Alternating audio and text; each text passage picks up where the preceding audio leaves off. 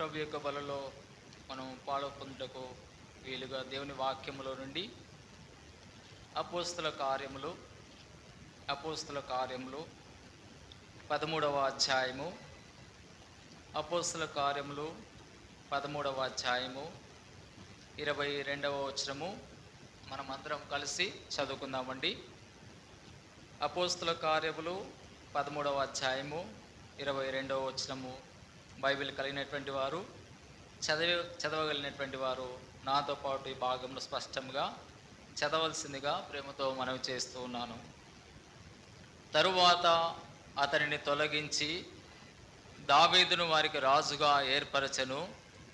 మరియు ఆయన, నేను యెషయి కుమారుడైన దావీదును కనుగొంటిని, అతడు నా ఇష్టానుసారుడైన మనుషుడు, అతడు నా ఉద్దేశములనియు నెరవేర్చునని చెప్పి అతనిని గూర్చి సాక్ష్యమిచ్చెను. మరొక భాగము సమూయేలు మొదటి గ్రంథము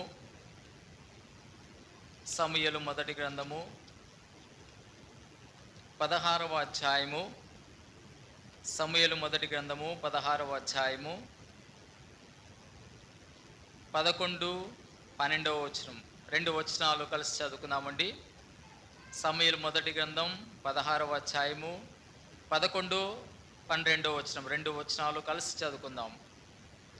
నీ కుమారులందరూ ఇక్కడ నున్నారా అని యెషయిని అడుగగా అతడు, ఇంకనూ కడసారి వాడున్నాడు, అయితే వాడు గొర్రెలను కాయిచున్నాడని చెప్పెను.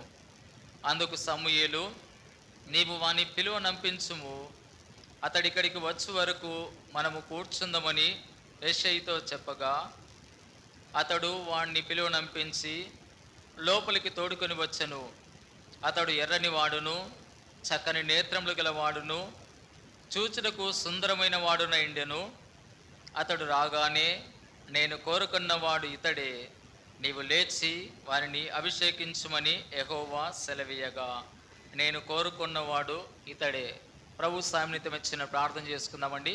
మోకరించండి.